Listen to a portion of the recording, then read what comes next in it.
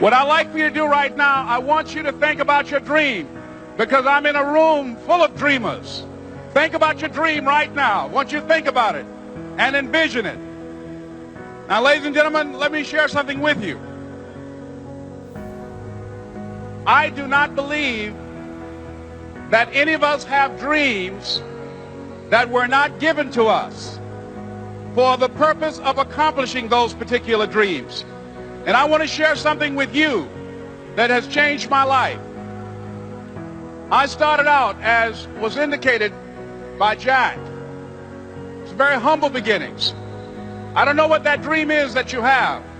I don't care how far-fetched it might appear to be.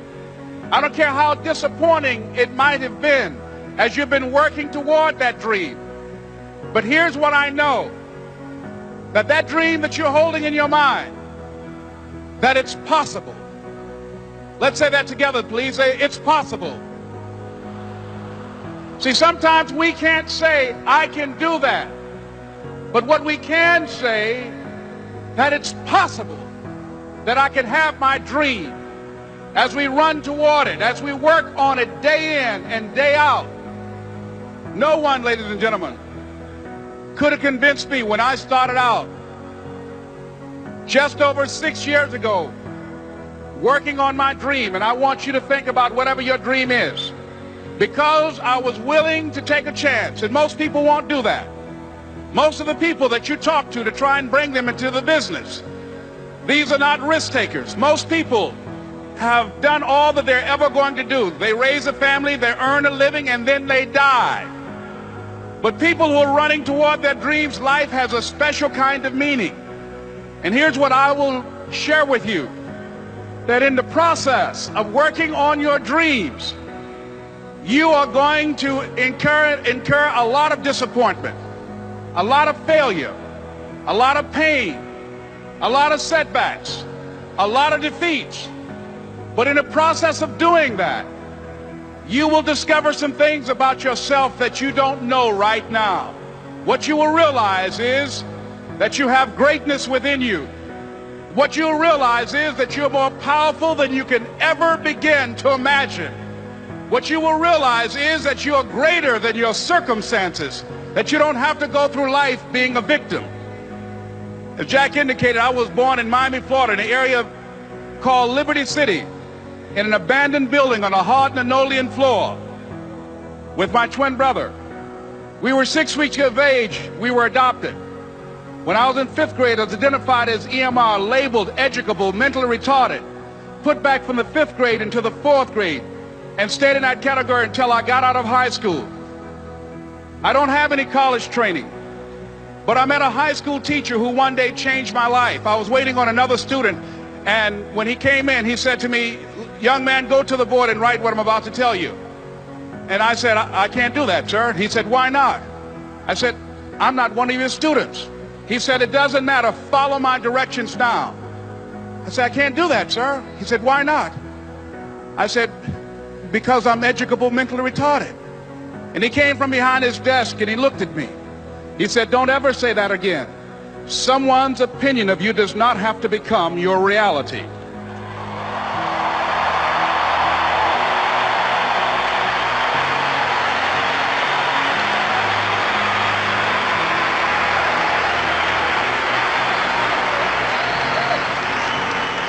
And that man, Mr. Leroy Washington, did something for me. He started planting seeds in my mind that enabled me to begin to dream, as Dexter has been doing for you. And ladies and gentlemen, I started working on my dream. And most people don't work on their dreams. Why? For many years I didn't. One is because of fear. The fear of failure. What if things don't work out? And the fear of success. What if they do and I can't handle it? The other thing is that most people, ladies and gentlemen, they get comfortable. They stop growing, they stop working on themselves, they stop stretching, they stop pushing themselves, and they end up becoming very cynical about life, and they throw in the towel on themselves, on their families, and on their dreams. And the other thing is that most people don't feel worthy. What I'm doing now, I could have been doing years ago. But because I did not have a college education, because I didn't believe in myself, because I allowed other people's opinion of me to control my destiny, I didn't act on my ideas. So I applaud you for your dreaming, for your running toward your dream. I applaud you for believing in yourself, because that's what life is about, stretching and challenging, looking for ways that you can begin to improve yourself. And ladies and gentlemen, as a result of stretching out, of acting on my dream, and I don't know what that dream is for you, I can tell you that it's possible. No one could have convinced me that after just over 6 years, I will have my own book entitled Live Your Dreams. Just over 6 years, I will have 5 specials on public television. Just over 6 years, I've done motivational speaking for AT&T, Procter & Gamble, McDonald's Corporation, Xerox, IBM. Just over 6 years. I will now have my own talk show that will premiere on Monday, Labor Day. I'm saying to you, your dream is possible. Your dream is possible. But not only is it important that you believe and begin to know that it's possible for you to live your dream as you run toward it, but I've done something that I want to share with you called Choosing Your Future. In fact, I've developed a set of tapes talking about how to begin to create your own reality by choosing your future. And not only is it important for you to know it's possible for you to choose your future, but it's necessary that you work on yourself, that you develop yourself. It's necessary that you get the energy drainers out of your life, people who don't want anything. It's necessary to know that everybody won't see it, that everybody won't join you, that everybody won't have the vision. It's necessary to know that a lot of people like to complain, but they don't want to do anything about their situation. That you are an uncommon breed. You know, you have to know within yourself that I can do this. Even if no one else sees it for me, I must see it for myself. That's necessary. It's also, ladies and gentlemen, necessary that you be creative when you're working on your ideas. That you understand the importance of changing up, of readjusting your strategies. Many times we can have a great idea, but if you're not advancing it in the right way and things don't happen, you become discouraged and think the idea doesn't work. No, that's not true. It's necessary that we become creative. I remember when I was in New York walking down the street, and a guy approached me and said, "Hey, mister, can I shine your shoes?" And I said, "No, I'm in a hurry. I don't have time." I kept walking. Someone else said, "Hey, man, your shoes look clutty. May I shine your shoes?" I said, "No, I don't have time. I'm sorry, I'm busy." And I was walking faster, and many people solicited me for my business. And then finally, a young man stepped in front of me, and he said, "Excuse me." And he started counting, 97, 98, 99, 100. He said, "Sir?" I said, "Yes." He said, "Come here, please." I said, "What is it?" He said, "Today is my birthday. And every year, just to thank God for another year of life, the 100th person who passes my shoe shine stand, I offer them a free shoe shine. Would you give me the honors?" I said, "Why, sure." I got up on the shoe shine stand, George, and I sat there, and he shined my shoes diligently. And when I got down, I looked at them, they were sparkling. And I was walking away, and I said, "Thank you." And I stopped. I said, "Excuse me, but how much do you usually charge?" He said, "Only $2. I said, "I tell you what, today's your birthday. Here's $5. Keep the change." He said, "Thank you." As I was walking away, looking in the opposite direction at other people coming, he started counting again. 97, 98, 99, 100.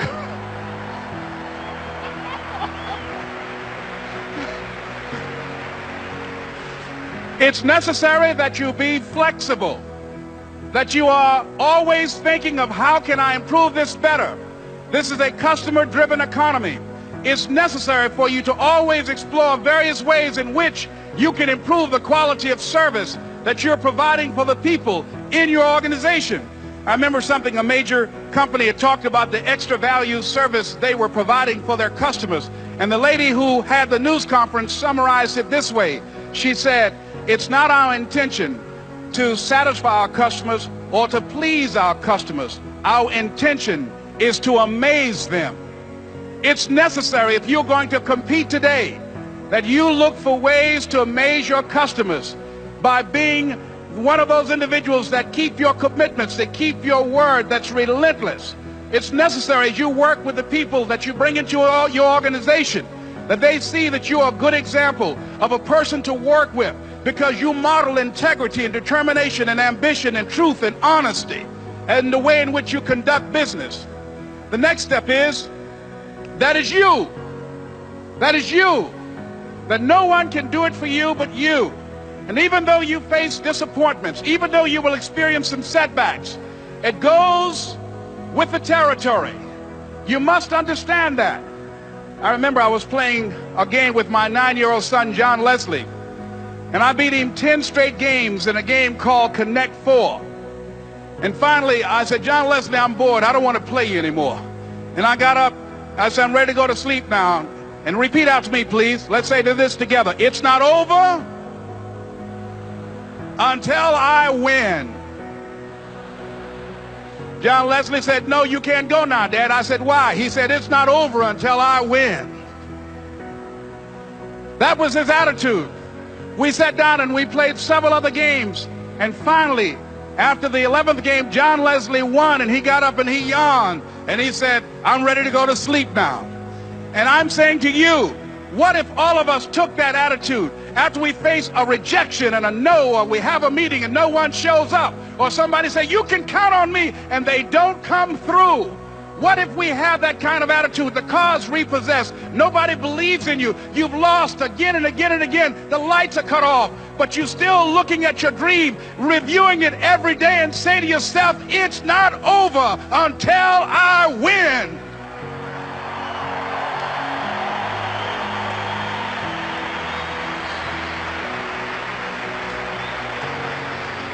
Life will yield to you. Now here's the next step. Repeat after me, please. It's possible. I can live my dream. It's necessary. I work on myself. Surround myself with winners. Become creative. It's me. I've got to make it happen. It's not over until I win. Next step is, not only is it possible and necessary, and it's you to live your dream, to make this greatness that you have within you become a reality, but what I've come to appreciate when you're working on changing your life, changing some bad habit, getting out of addictive situations or relationships, or working to build a dream or making a difference in our society, or learning something that's very challenging. Here's what I realize, ladies and gentlemen, and develop a great deal of respect for. It's hard. Easy is not an option. It's hard living. Life is hard. See, it's hard when you are 49 years old, been working on a job for 17 years, and they come in and tell you you're finished and give you 1 week severance pay. And you got to start all over again. It's hard when you're married and raising children, and your children are crawling, and your husband dies unexpectedly. It's hard handling just the tragedies of life. It's hard when you're working on something and you put everything you have in it, and it doesn't work out. You lose your money and other people's money. It's hard. It was rough when I lost my job, and I could not find a job. It was humiliating and embarrassing, borrowing money, and then I couldn't pay the money back when I told them I would. That's rough. How people look at you, how they respond to you. It's very hard. It's humiliating. Here's what I discovered that happens to you in life, that you will go through things, and while you're going through them, you can't understand why it's happening to you. But after you go through it and you get back and you look at it and you say, oh, now I understand why I needed that lesson. Have you ever happened to you? Raise your hand. Has it ever happened to you that I couldn't understand it then? But after I got through it, then I saw that that was preparing me for bigger and better things.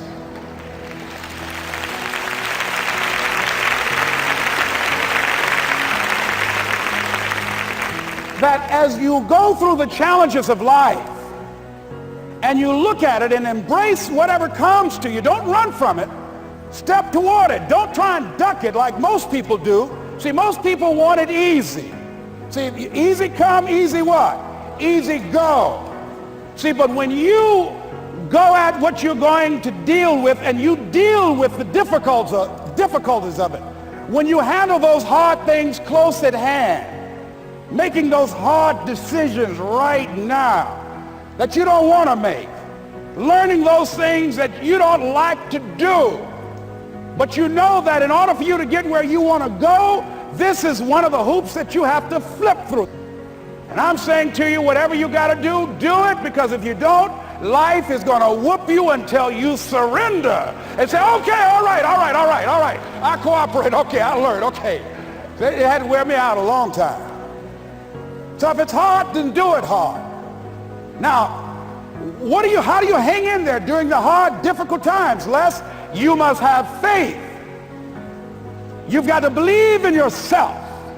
You've got to believe in your abilities. You've got to believe in your service, your company, your ideas, unquestionably. You've got to have faith, and that faith gives you patience. That it's not going to happen as quickly as you want it to happen. A lot of things are going to happen that will catch you off guard. And so therefore you've got to deal with and handle it as it comes. And not only that, but that faith and patience drives you into action. You got to keep moving and keep plugging away. I can see people coming out talking to a guy out there watering and fertilizing the ground that's not showing anything. Hey, what you doing? You've been out here a long time, man. And the conversation in the neighborhood is, you growing a Chinese bamboo tree, is that right? Yeah, that's right. Well, even Ray Charles and Stevie Wonder can see ain't nothing showing. You know that's how people are going to do you? So how long you been working on this? How long have you been working on your dreams? And you have nothing to show. This is all you got to show? People are going to do that to you. And some people, ladies and gentlemen, they stop. Because they don't see instant results. It doesn't happen quickly. They stop. Oh, no. You got to keep on watering your dream. And when it began to happen, they stopped laughing. They said, look, whoa, look here. Look how, hey, man, you know, I know you can do it. Look here, you got a job here?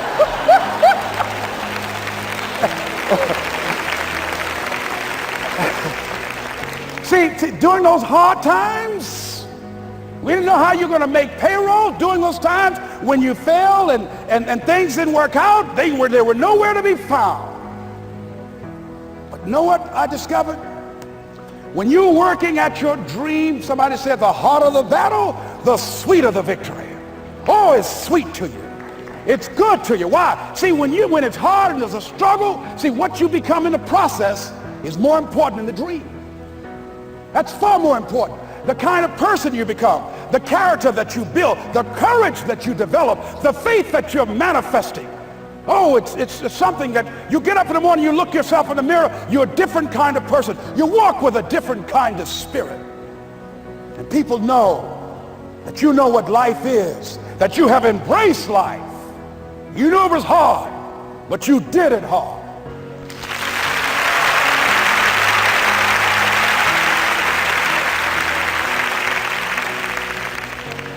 Now that takes us to the next level. If it's hard, why do people do it? You ask people who do things. Why do they do it? People who climb mountains just for the sake of it. Nobody paying them to do it, just do it. Somebody said, I'm going to run around the world. He said, why would somebody want to do that? I'm going to swim the Atlantic Channel. Why? Why do people do that? I wondered, why would a Nelson Mandela give up 26 years of his life? Why do people do that? Here's what I discovered in high school. High school, I decided I wanted to go out for football. Never forget this. And I discovered why people do things. You know why, ladies and gentlemen? Even though it's hard, it's worth it. It's worth it. See, one day we had Coach Alkin Hepburn had this plaque down there and this wood on the floor. on the ground. He said, Brown, come over here. Had my suit on. I said, yes, sir. He said, I'm going to have old Larry Littles down there. Old big Larry. Yes, sir. Big, fat, sorry Larry. Yes, sir. Brown, I want you to get down bull neck. Yes, sir. He said, I want you running Larry. I want you to put your helmet right in his pit, right up in his chest, and knock him off that board. You hear me, Brown? You can do that. Yes, sir. Can you do that? Yes, sir. I say, hubba, hubba. I say, hubba, hubba. He said, Brown, I want you to knock him off. You're going to make the team. I know you can get him, all right? Look at him, how sorry he is. Knees knocking and everything. I said, yes, sir. And then he went down to Larry. Larry Littles, who played 12 years for the Miami Dolphins, all pro for 12 years. This is a bad, big dude. 250 pounds, strength, agile, and all muscle. He said, Larry, he said, man, you know Brown down there. He's down there talking about your mom and everything. He talked about how fat and sorry you are and how he's going to knock you off this board. Larry now spitting fire and growling and foaming at the mouth. And I'm looking at Larry saying, oh, hubba, hubba. He said, look at that fool down there growling. He told me he's going to scare you, that you're going to leave. Are you going to leave? No, coach, I ain't going to leave. Go down there and knock him out the park. Boy, coach got back. He winked at me. Go get him, Brown. I went hard. I ran into Larry with my helmet. Larry said, boom. I don't know where I landed. When they woke me up, I said, can y'all take this helmet off me for a minute? I said, y'all got any more positions out here? They said, like where? I said, don't y'all need an announcer? They said, Brown, where you going? I was crying. They said, man, some girls over there. I said, I don't care, man, I'm hurt. I said, that fool almost killed me, man. He said, Brown, you quit, man. I said, yeah. I said, what? I said, it ain't worth it, man. No, it ain't worth it. Y'all go ahead. Y'all crazy. I'll be your announcer, man. I was calling the game. I was up there in the booth. Call good games, too, because the pain wasn't worth it to me. And I'm saying to you, you know why people do what they do? The people who go after their stuff, what makes it worth it? It's got to be your passion. You got to love it, ladies and gentlemen. You got to love it. It's got to be what you are supposed to do. You want to sing, and even though they want to invite you to Carnegie Hall, you're going to sing to anybody that listens to you, including singing to yourself. I used to talk to my plants when nobody else would listen to me. You got to write, even if no one published your book, write, because that was given to you to do. You do what it is you're supposed to. You're supposed to build something. You're supposed to create something. I don't know how to do it. Learn. Do whatever is required. Just go out there. It's possible you can get what you want. It's necessary. If you want it, you got to go into action. You got to be willing to experiment. You got to be willing to fail and to succeed. You got to be willing to form and to develop new relationships. It's you, it's on you. You got to make that happen. Nobody's going to bring it to you on a silver platter and say, here's your dream manifested. No, it's hard. Yes, it's hard. It's difficult. Yes, right. And it's worth it.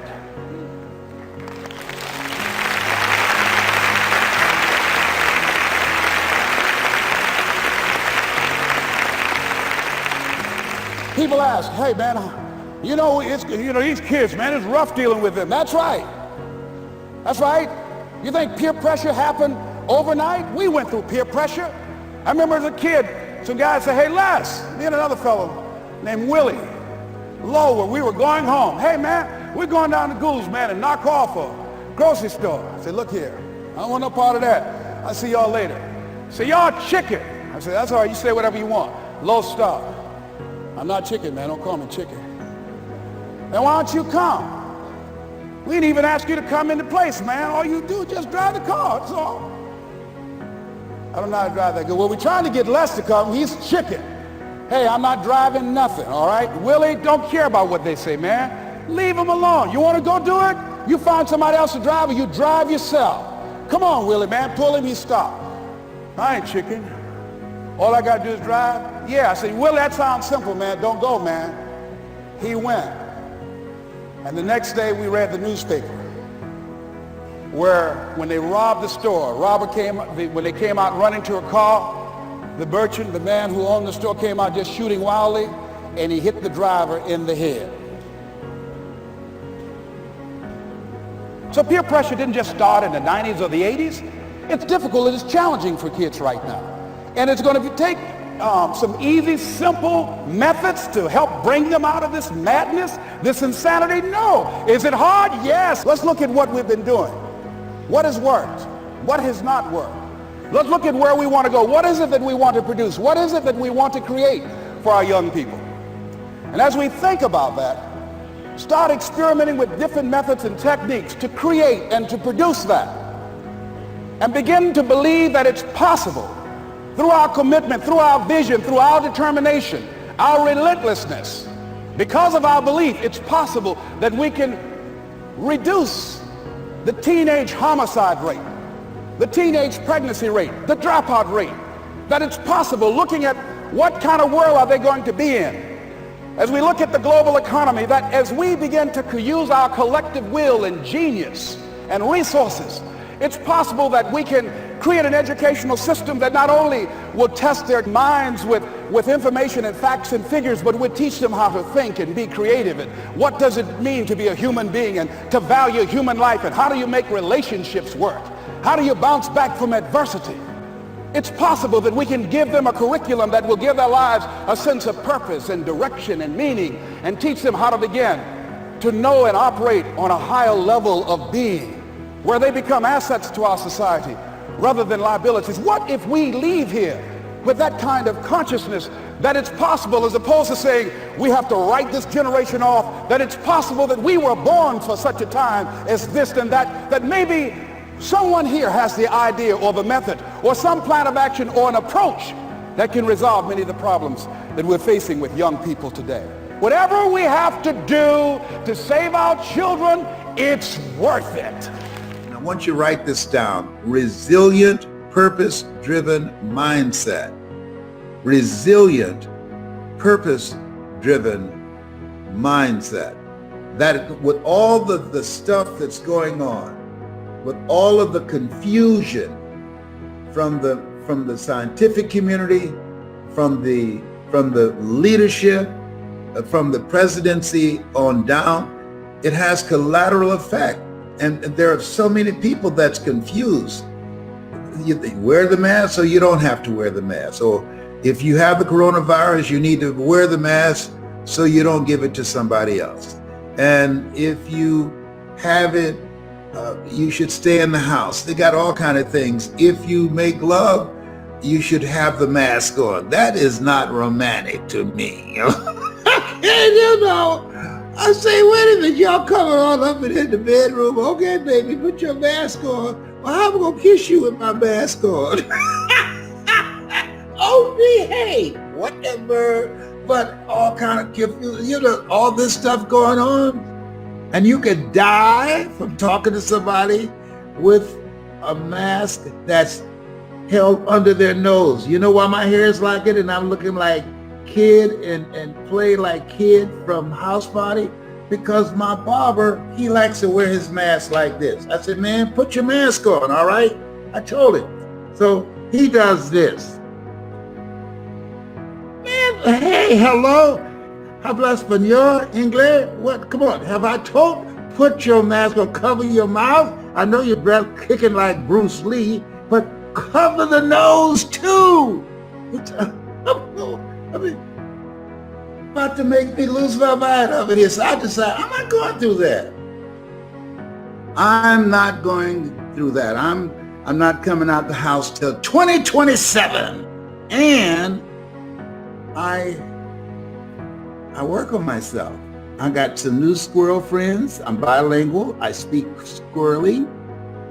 And I listen to motivational messages first thing in the morning. You want to listen to my voice. Go on YouTube. Find Les Brown speaking in the Georgia Dome.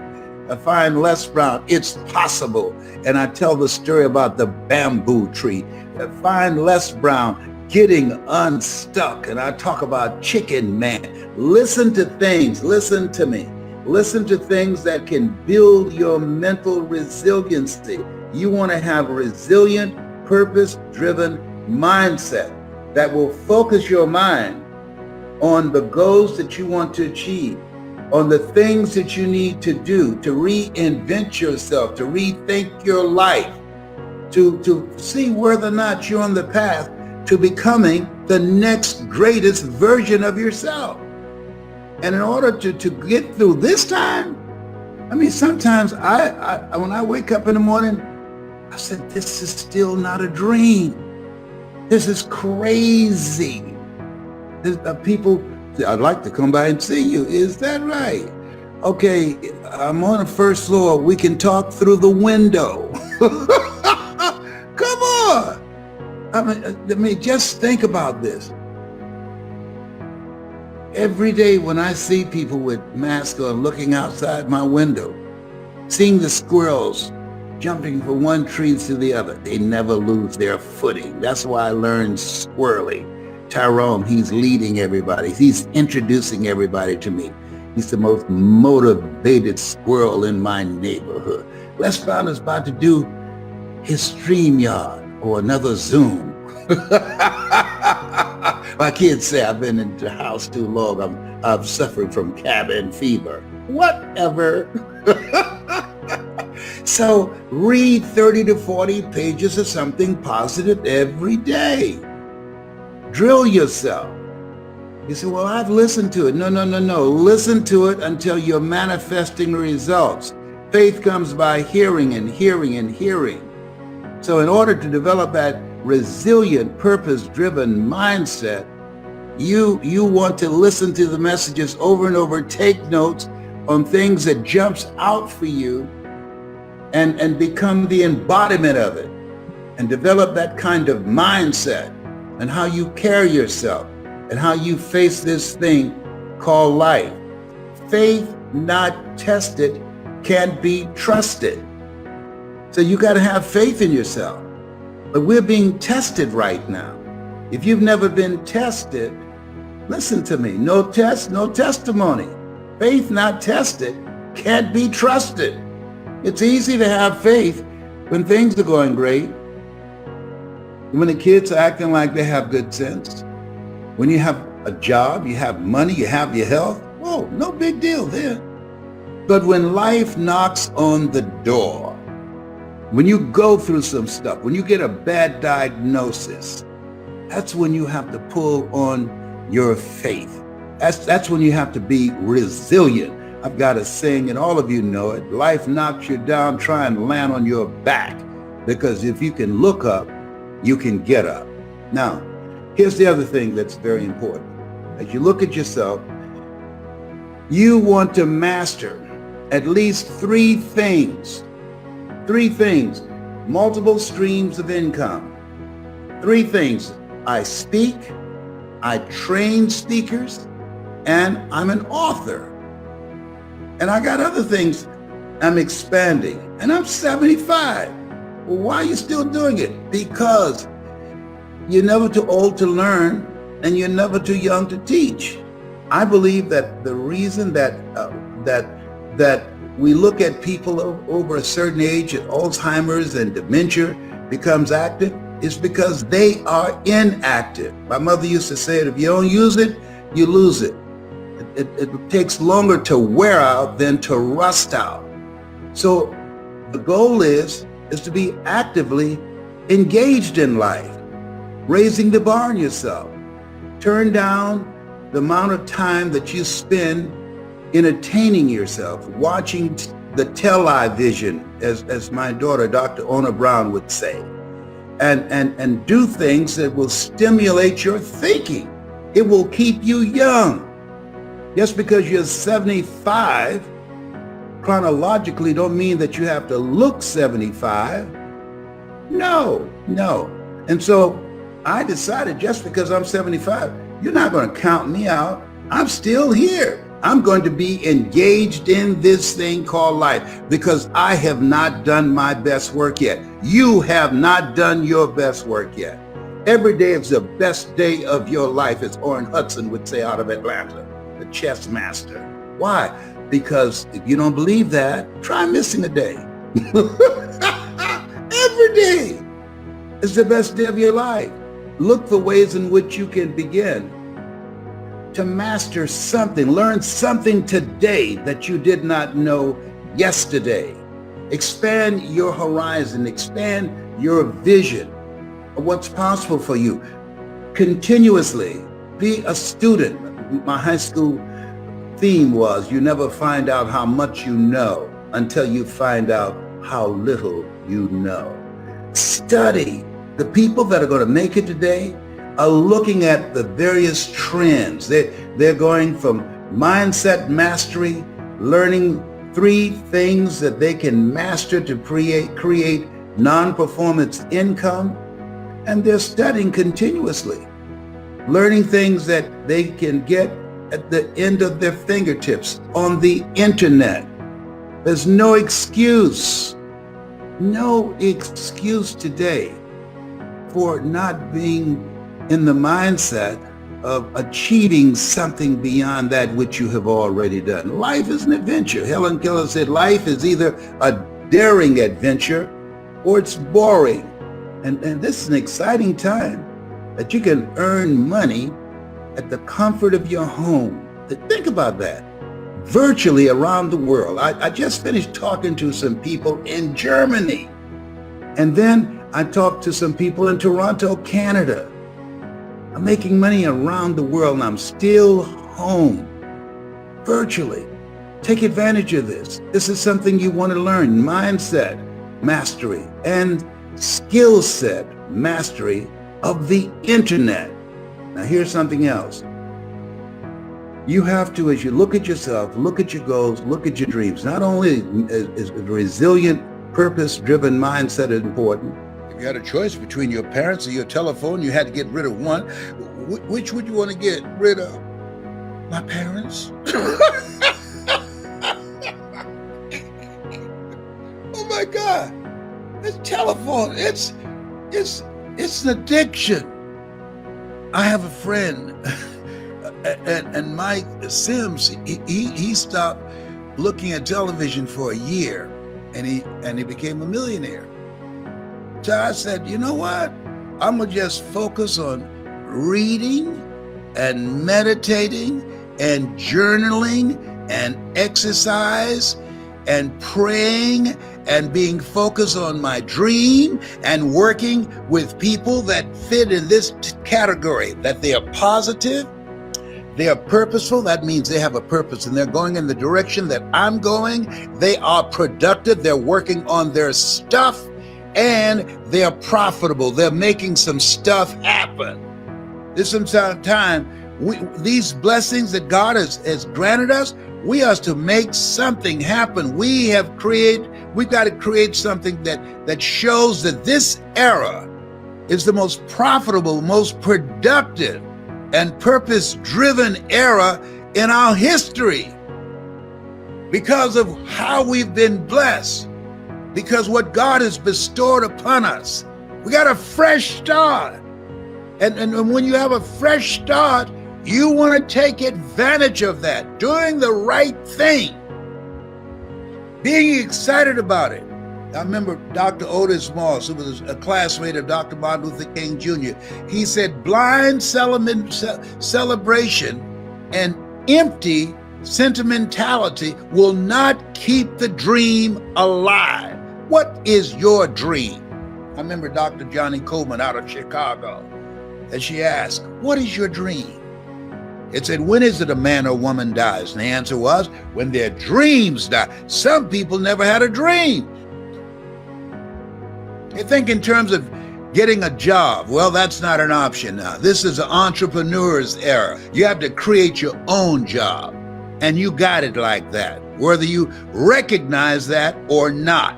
New industries are in you. You were born with greatness in you and dreams in you, the ability in you to do more than you can ever begin to imagine. How do you know these things?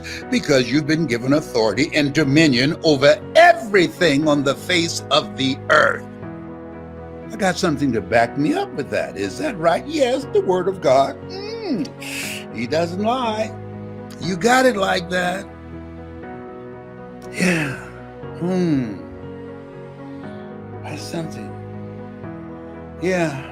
I've got to decide to get excited about that. Somebody called me, are you watching the playoff?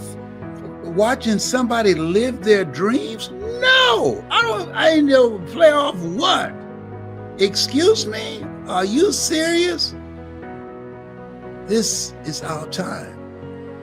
This is your time.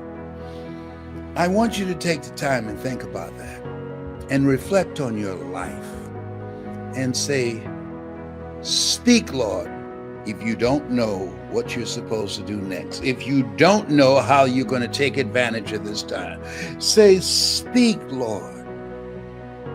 Thy servant heareth thee, and he will. He will. He will. Just get still. Go for a walk or go for a drive or just unplug the computer to turn it off and turn your phone off and just get still and create an opening in your thoughts. Don't worry about anything. Just be open. Just ask, speak to me, talk to me. I got a fresh start. Tell me what to do. Lead me. Listen to your heart. Lead me. Where your heart is, there your treasure is also. You are blessed. Thank you, Lord. Lead me. You said you'll never leave me nor forsake me. I need you now. Lead me. Tell me what to do. If I knew what to do, I would not be in this place. Help me interrupt my thinking, hack my brain, and allow me to hear your untarnished and unpolluted guidance. Please, Lord. Please, Lord. Thank you, Father, for this time. We have a fresh start. Your people need to be reminded, including me. I'm in that number. I got up this morning saying, what will I say? I'm speaking to myself. I'm not pointing fingers at anyone, and I'm sharing the conversation that you have put in me. We have a fresh start, a new beginning. There are people who have read history. We have a chance to write history. You have positioned us to do that. Oh, yes, you have. Yes. Thank you for this fresh start.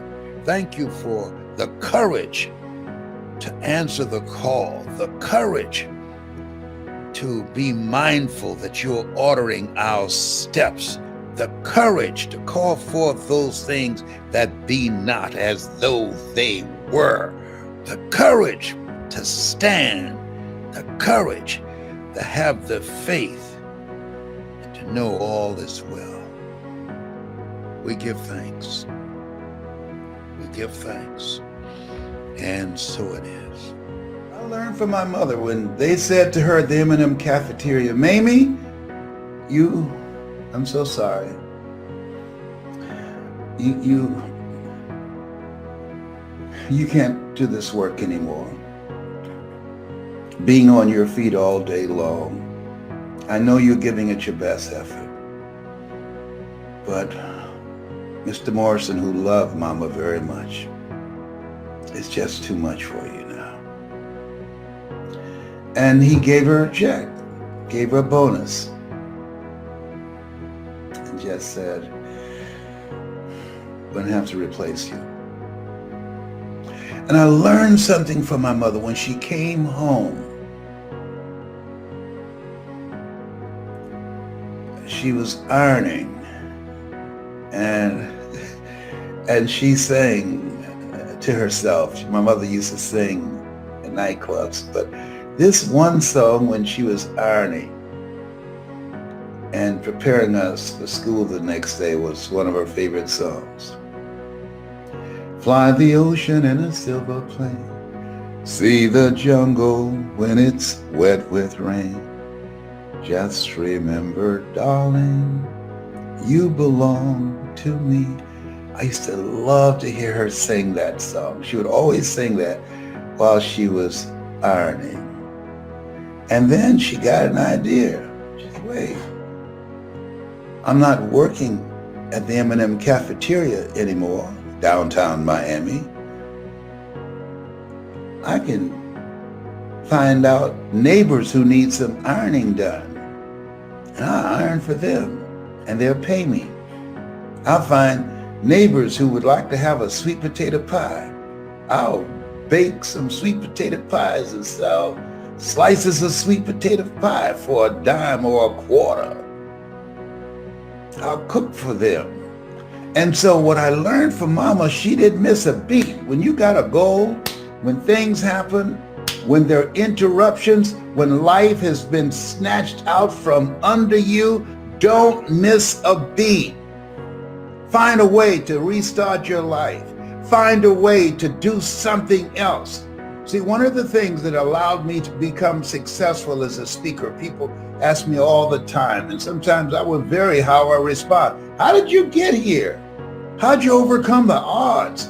What did you have to do? You know, one of the things I did, and I want you to keep this in mind, be stubborn about your goals, but flexible about your approach. I had people with PhDs and MBAs, and we would walk around this big park in Detroit, talking to each other about our goals and dreams, and something happened. I looked at them because of their credentials, because of their education, because of their college training and corporate experience.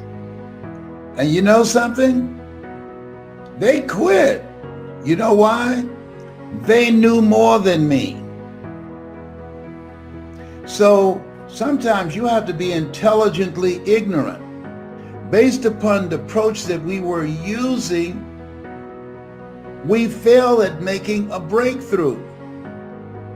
So they gave themselves a limited time, looking for a sign.